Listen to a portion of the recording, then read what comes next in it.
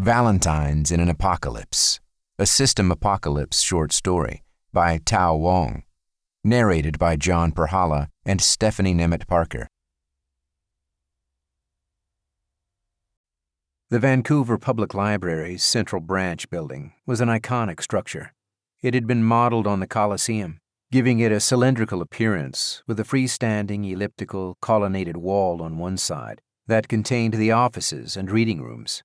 It had been built with a total of 9 floors, including the subterranean storage locations.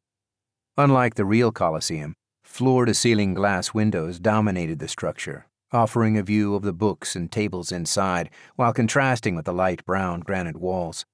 It was an iconic building, made even more by the broken and shattered earth buildings in the distance and the gleaming twisted metal alien structures surrounding the structure. Even after 6 years from the system apocalypse, Vancouver was still recovering, a mishmash of recovered and rebuilt buildings with the new system-created structures standing side by side. It was only because Vancouver's shop had been located in the Central Branch that it had been spared from damage. Damage, but not change.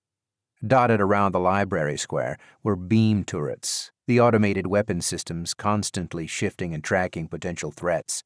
Shield projectors, barely taller than a man and looking like old-time phone booths, one painted an iconic blue, were strategically placed around the perimeter, ready for activation at any moment. Luckily, Vancouver itself was now a safe zone, leaving the weapons to lock and dismiss the never-ending slew of unmutated pigeons and the occasional flying individual. 𝗏𝗏𝗏 barely noticed any of these sights as he hurried in to begin his work shift. Even after the fall of civilization, it seemed the 9-to-5 work week was still honored. A misstep, an unseen slope in the ground, had Teddy stumble. He splashed a little of the coffee he clutched in one hand on his black jumpsuit and watched as it fell off without leaving a single stain. The apocalypse might have brought many things with it, death and destruction on a level that he had never even imagined, magic and aliens in vast numbers, and this strange system and character sheet. But it had also brought sci-fi level adaptive clothing that refused to take stains, that refit themselves to their purchasers on command, and regulated body temperatures better than anything that he ever had. It had also brought small conveniences, like the muscular, fast-regenerating body of his, and supposedly an extended lifespan. The system had even taken away his need for glasses, leaving Teddy with 20/20 vision for the first time in 4 decades. Eyeing the empty spot where he had stumbled, Teddy flagged the anomaly on his system.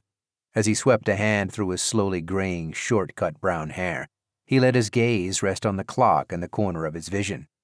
8:55. No time to verify the issue, just another mystery in the system. There were others who would deal with it. Inside the enclosed atrium of the building, Teddy took a right turn and entered the main foyer of the ex-library. Even now, numerous individuals browsed the remaining stacks, though most of the first floor had been transformed. These days, instead of a group of helpful attendants, a bank of computers, and the popular news section, the library had become the closest thing to an adventurer's guild that the city had. Where librarians used to work, city attendants stood, taking questions, offering advice, and generally directing newcomers and struggling citizens to jobs that best suited them. Even with all the technology and the system on hand, a human touch was still needed for some.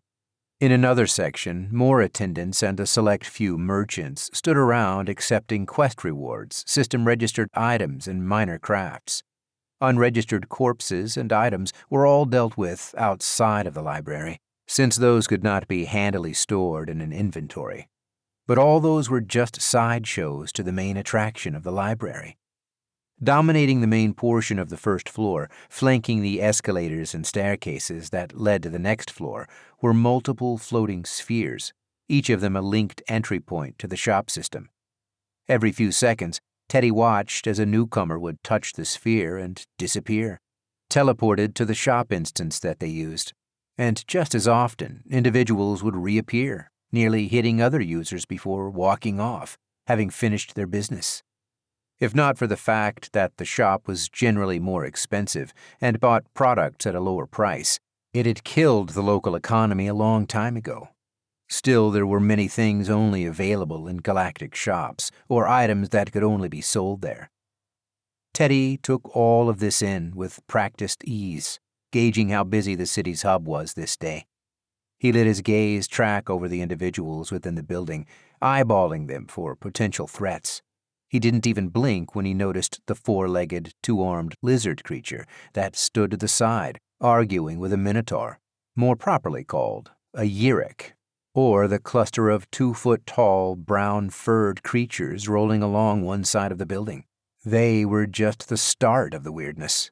The aliens that had flooded the city were just another part of daily life now. Judging the city to still be quiet, he took the escalators up, heading for the 3rd floor where he worked.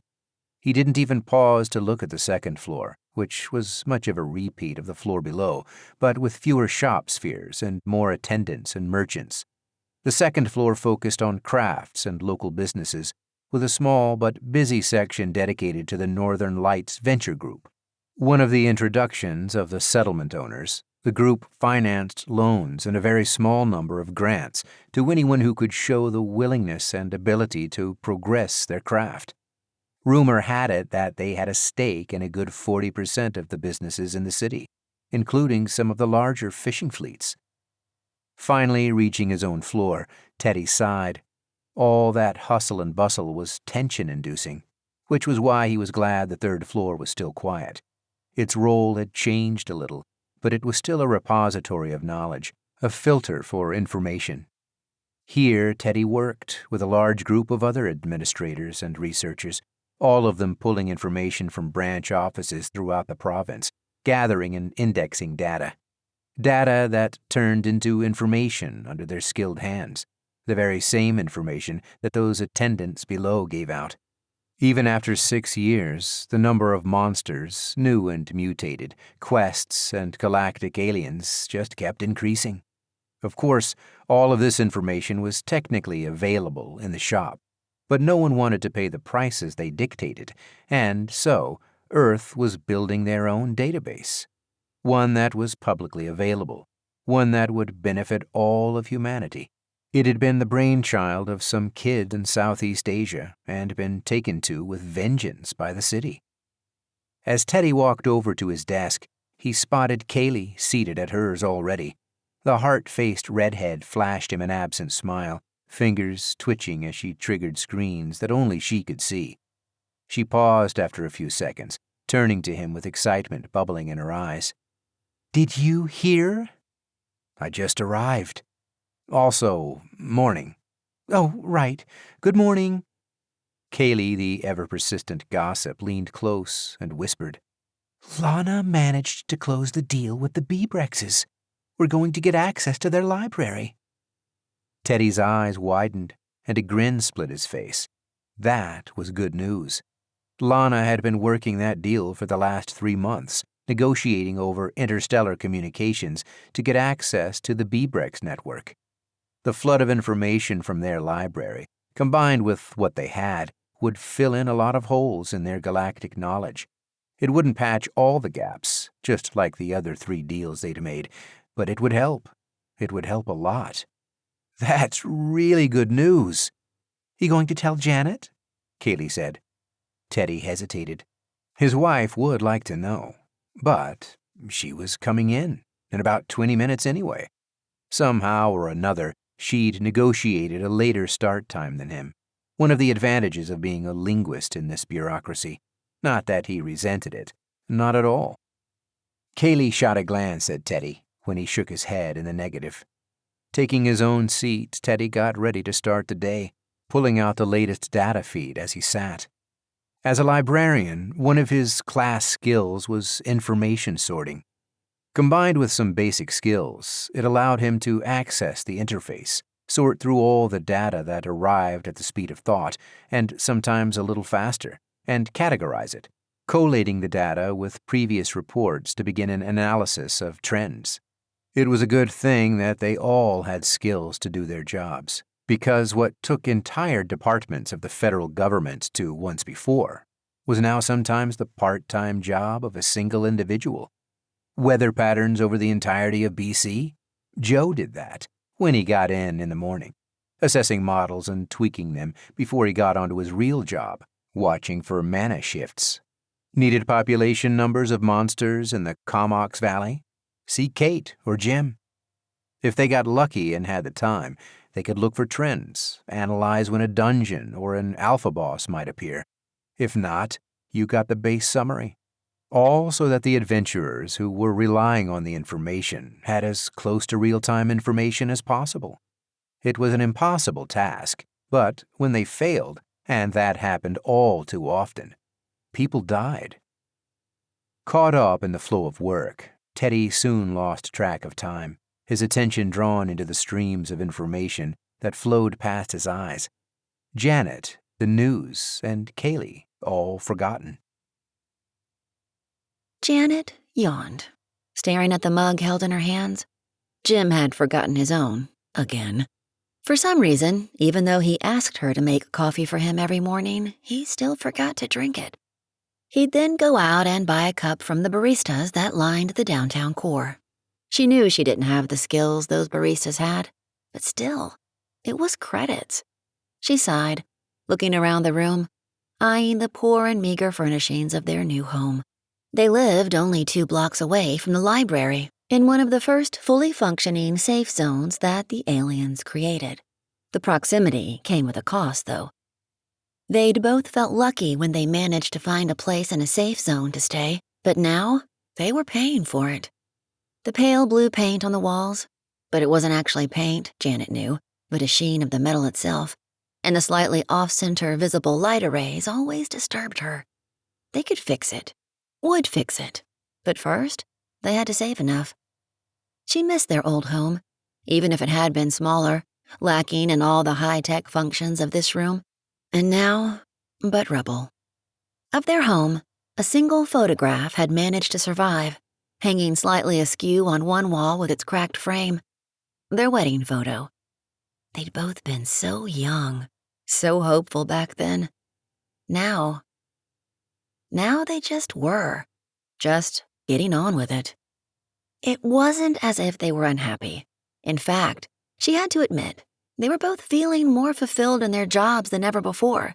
What they did mattered.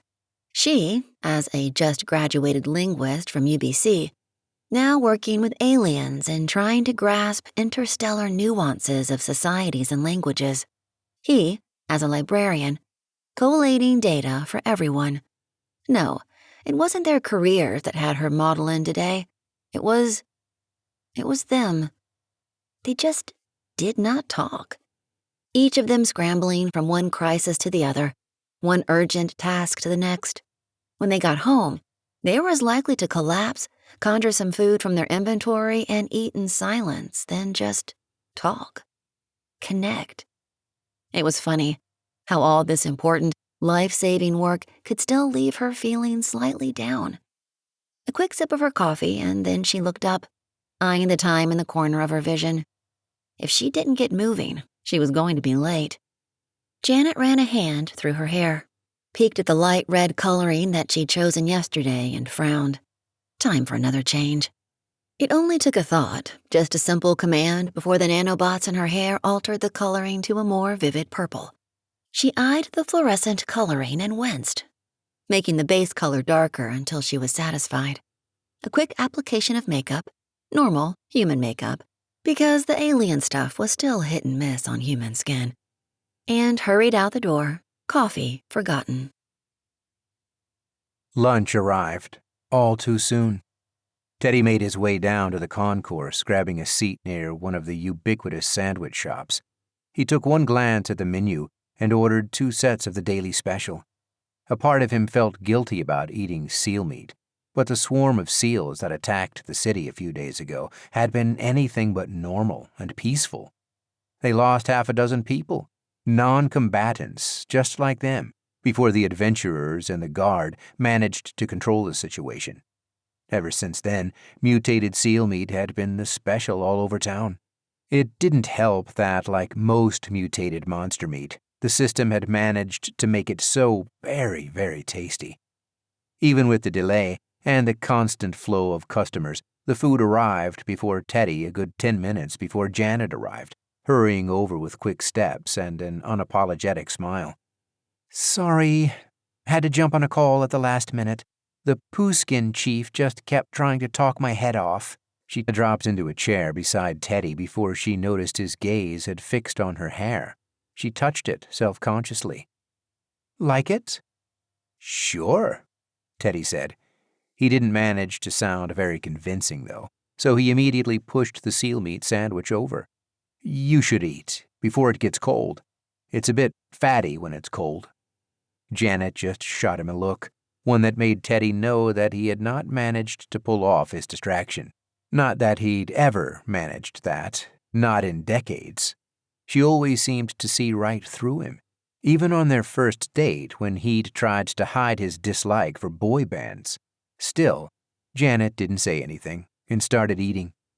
They were halfway through their meal before Teddy spoke.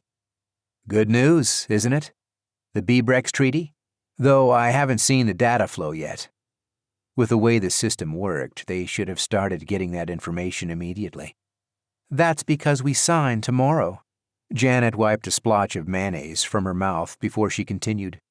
"They don't sign treaties on festive days. Cultural thing." The researcher in Teddy perked up, and he leaned forward. "What festival are they having?" "Not them. Us." When Teddy's brow furrowed, she added, "It's February 14th. "What? Valentine's Day isn't an actual festival. It's a manufactured capitalist moneymaker." If there was one good thing about the apocalypse, it had certainly gotten rid of a vast majority of these foolish events. Who cared about diamonds when a beam pistol was a more appropriate gift? When everyone was busy trying to survive and make it through the next day, celebrating a silly thing like Mother's Day or even birthdays seemed trivial. Janet frowned, but ducked her head and focused on her sandwich before her, biting into it resolutely. Occasionally she looked around, focusing on two loud voices intently, before returning to her meal. "Sorry," Teddy said, noticing his wife withdrawing into silence. When she didn't answer, he gave up and turned back to his food. They ate in silence, and when done, placed their serving trays away to free up the table for another. Together the pair walked over to the entrance, the brittle silence still hanging between them. Teddy reached out, touching her hand with just the back of his fingers, only to feel her pull away. He winced slightly, only to see Janet turn, offering him a half-smile. "I should get back to work," Janet said. She gestured upstairs and then to the side where the bank of elevators sat. "I think I'll take the elevator." Teddy nodded, watching as she left, leaving him at the foot of the stairs. He always preferred the stairs. It gave him a chance to look around, to move and not be enclosed in a metal death trap. Even if he had the treatment from the shop for the claustrophobia, it still made him uncomfortable. Alone, Teddy turned to survey the surroundings and could not help but notice the signs of the festive day now. A few cards, a few roses clutched in hands. He wondered how he missed the signs, but it was sparse, nowhere near the same flood of red as before. "It's a stupid festival, not even a real one, too." Muttering, he took the escalator up, headed for his desk. Janet slumped, staring into space. That last message had been a pain to deal with. Most people thought her job was simple. Buy a language pack from the shop, you're good to go. All that information downloaded directly into your brain. A new language without the study. No problem. Except you never knew who made that pack if you didn't check. You didn't know what biases they had. Nor did most language packs contain information on the full range of social and cultural cues. Not unless they were of the highest quality. For day-to-day conversations, the average language pack was functional, but not diplomatic correspondence, where making a mistake on one word, on one assumption or missing an allusion could stall a negotiation for weeks, even months, maybe forever. The worst kinds of messages were from the 𝗪𝗏𝗁 and 𝗏𝗏. The damn elves, white and dark, were so full of themselves that they felt the need to write messages with layers of meaning. And if you missed it, well, you missed it. Even something as simple as the word dance could have numerous cultural meanings behind it. Janet quickly made a note for Teddy, a slight small smile crossing her face as she considered his reaction. He'd get so excited, learning something new about the two societies that she'd been negotiating with. That silly man. After a moment, the smile disappeared. She remembered his tirade. Wasn't as if she didn't know to expect the rant, but, well, a woman could hope, but not a lot. Turning back to her files, she sent the quick message off to Teddy with a flick of her fingers, already forgetting about it. Teddy heard the chime of the incoming message. It was very familiar, mostly because he'd made sure it sounded that way. Altering his status screen and his link to the system had cost him some mana regen, but it had been worth it. A quick flick of his eyes brought up the message, and his smile grew as he read over the information. Who would have thought the Poohskins were a matriarchally led theocracy in the past? His smile quickly faded as he remembered the way Janet had shied away from his touch. Ever since 6 months ago, when they'd nearly died from another damn random attack, she'd been careful about touching. How she'd wake up late at night screaming. Of course, she didn't remember any of that. All the times he'd held her while she sobbed her heart out until she fell asleep again. And even if she did, they all had their own nightmares. As he dismissed the message, his attention was caught by a nearby conversation. Curiosity made him turn to check, to see Kaylee flushed red as a tall, gangly goth proffered a bouquet of roses at her. Teddy watched as the young man stumbled over his words, professing his infatuation to the older woman. I... Kaylee stuttered, unable to come up with an answer. Still, she clutched the bouquet of flowers tightly to her chest. Just think about it. I know we are not, but it's the end of the world, and I think you're the most awesome person, the goth replied, and then immediately dashed off, heading down the stairs at speed. Teddy could almost swear that he triggered a skill the way he moved. Admirer? Teddy teased Kaylee when she turned around and caught him staring. A former student. Kaylee ducked her head and took a surreptitious sniff of the roses. From college? Yes. Well, what are you going to do about it? Teddy said. He glanced down at the elevators and then added, he's not a kid anymore, and you're not his teacher. Still, it's wrong. I'm so old. Kaylee pointed a finger at Teddy warningly. For him. And he has held on to his feelings for you for the last 6 years. And if I remember correctly, has been coming to visit you for the last year or so.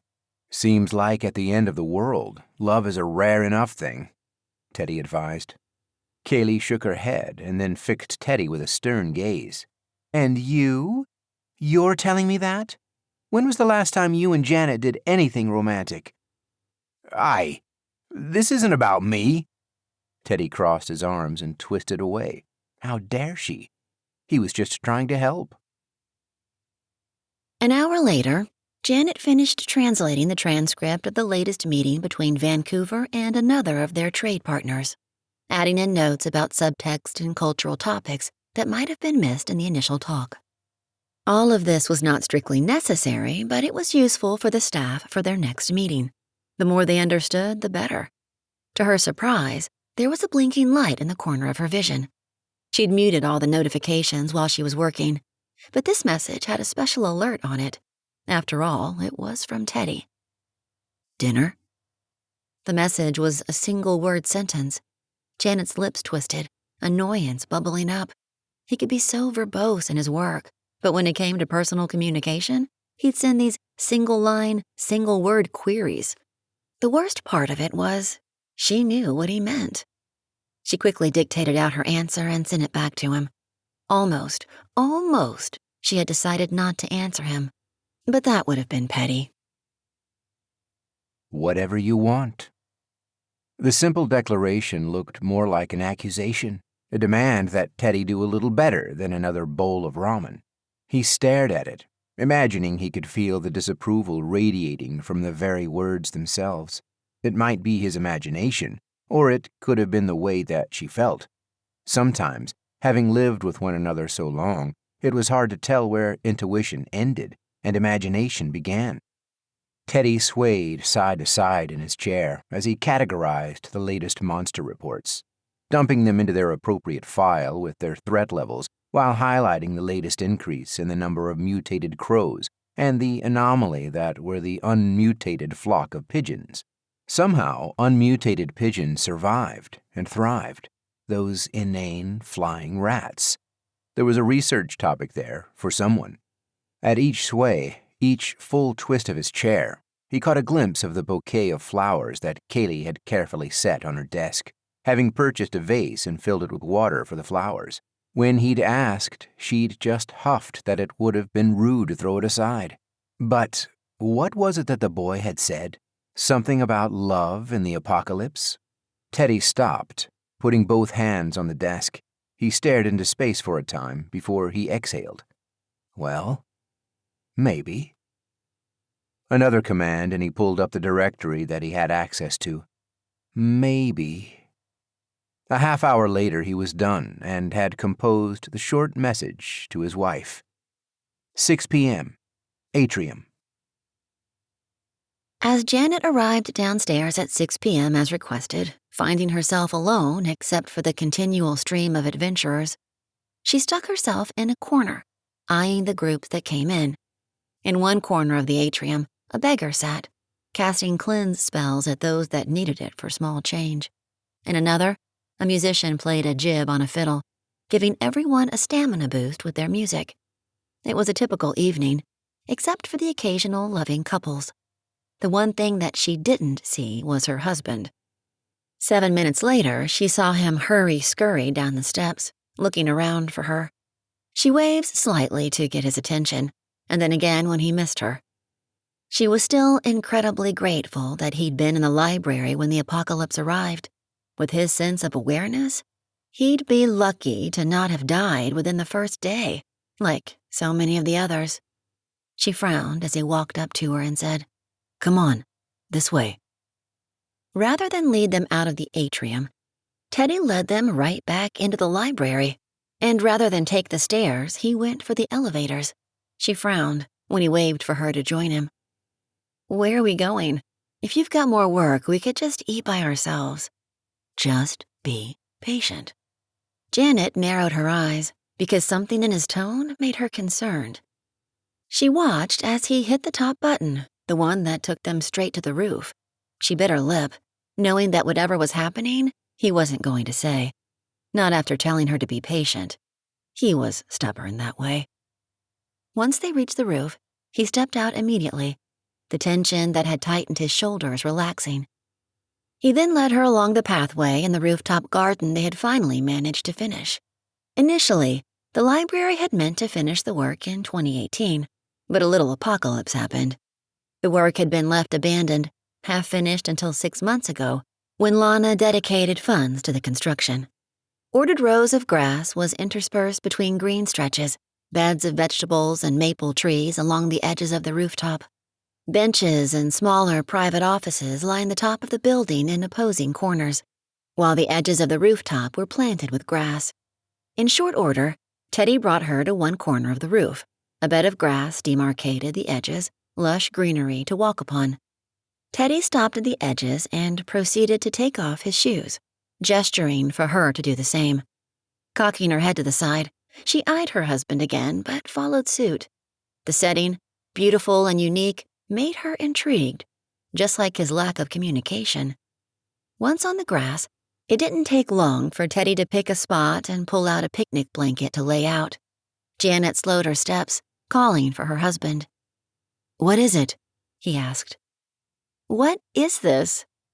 Janet couldn't help but let a little of the skepticism escape into her voice. Skepticism and perhaps a little hope. Teddy scratched his head and shifted from foot to foot. "Yeah, sorry. I should know this isn't right. We can just go." He began to walk back towards the edge of the grass where their shoes were. Janet drew a quick breath and stepped to the side, grabbing his arm with her hand. She felt the biceps in his arm, bigger and more defined than before. She looked up and spotted his eyes focused on the ground. Dark brown eyes, large for a Chinese man, with eyelashes that were to die for. "Don't. It's fine. No, it's good," Janet said before pulling on his arm, guiding them back towards the picnic blanket. When they were both seated, she looked about, seeing that the entire section was empty but for the two of them. Also, empty of anything like dinner, which her stomach loudly complained about. "Oh, 1 second. Teddy reached sideways, conjuring his purchases from his inventory. One after the other, he pulled sealed containers and set them out beside her. Half a dozen metallic boxes later, he also added a pair of candles and candle holders, which he lit with a flick of his fingers. "What did you buy?" she said, eyeing the containers hungrily. "All our favorites. Roast pork, barbecue duck, bok choy, Moroccan lamb stew, chicken fried rice, and of course, beef curry," Teddy said, pointing to each. "Isn't it a bit much?" Janet asked, even as she was busy opening each of the containers. The smells that hit her the moment the containers were open set her salivating. It was a strange mix, but one that she was more than happy to pile into the plate that Teddy offered. "Well, I thought we could have a nice dinner." Teddy coughed and looked around, adding, "I can always pack it up again afterwards. The leftovers, that is." Janet laughed and shook her head. "It's perfect. But what brought this on?" "I can't just be randomly romantic." "You?" Janet snorted, and stuffed her mouth full of fried rice and lamb stew. She chewed on the meal, tasting the spices, the hour-long preparation that had gone into the meal, and she let out a little moan of pleasure. Teddy watched as his wife was distracted by the food, as she chewed and swallowed and then took another bite immediately after. He fell silent, enjoying watching her eat as he lightly nibbled on his own meal. The happiness on her face, the simple joy of eating, the way she had a grain of rice stuck to the corner of her lip, made Teddy smile. He'd missed this. For a moment, she looked like the woman that he had fallen in love with, even if she did have purple hair now. When he brushed the rice grain from her face, she didn't flinch away but leaned into it. Their eyes met briefly, and he leaned forwards, only to see her retract and duck down to pop a slice of roast pork into her mouth before gesturing to get on with answering the question. "Oh, fine. You know 𝗪𝗲, right?" At that, Janet snorted. He continued, "That boy who's been showing up. He brought a bouquet of flowers, asked her out." He continued to relate the entire event, in more detail at 𝗪𝗲's urging. The initial conversation transitioned into more gossip, one related between bites of skill-enhanced food. Teddy soon realized he'd not talked to her for a bit. She never really mentioned her own colleagues, just the work itself, so he often had to ask for a clarification of the named individuals, and that often elicited even more side stories. Time passed swiftly, as they had a couple of years of office gossip to catch up on. They spoke and spoke, just finding time for one another, without system notices, without apocalyptic danger or work filling in the spaces. Just talking, connecting. At the end of the night, the pair packed away the containers by the simple expedient of tossing it all into their inventory. A cleanse spell saw the crumbs and food stains disappear, leaving the pair pristine under the moonlight. Teddy took the lead in rolling up and storing the picnic blanket, making a mental note to thank Lana for this favor, and perhaps buying her a thank you gift for letting him use the rooftop. Maybe some wine, not chocolate. She had a thing against chocolate for some reason. When he stood, he spotted Janet staring out over the skyline of Vancouver. He spent a moment watching her, the way the wind pushed against her hair, making the light curls twist, the way it outlined her body. And then he finished his turn to look over the strange, mixed alien and human skyline that was their city now. the way the alien buildings reflected the moonlight, glinting in the darkness, the way human buildings were lit and shaded by their occupants moving about. And over to the north, the familiar mountains that dominated the skyline, lit up in one corner by the bioluminescent, mutated pine tree forest. "It's weird, isn't it? How much it's changed, and hasn't," Janet said. Teddy stepped closer, wrapping an arm around her waist naturally. She moved into the crook of his arm, squirming down a little to find the best spot, the point where they both fit. "Definitely weird, but it could be worse." "Thank you. For tonight." Janet turned, staring up at Teddy. He looked down, meeting her eyes, and then leaned in slowly. Lips touched, brushing against one another, noses nestled. Her lips parted slightly as he deepened the kiss, one hand clutching her tighter to him. She returned the grip, continuing the kiss before she leaned back, her breathing short and her cheeks flushed. "You know—" "We should do this more?" Teddy finished for her. "Maybe start up date night again?" "Yes. But no." She kissed him again. "I was thinking we should head home. To our bed." Oh. Grinning, Teddy released her body and tugged her with him, to their strange alien home. But in all that strangeness, all the change, some things stayed the same. Some people, some feelings. You just had to remember to look. You have been listening to Valentines in an Apocalypse, a System Apocalypse short story by Tao Wong, narrated by John Perhala and Stephanie Nemeth Parker. Copyright 2021 by Tao Wong. Production copyright 2021 by Tao Wong.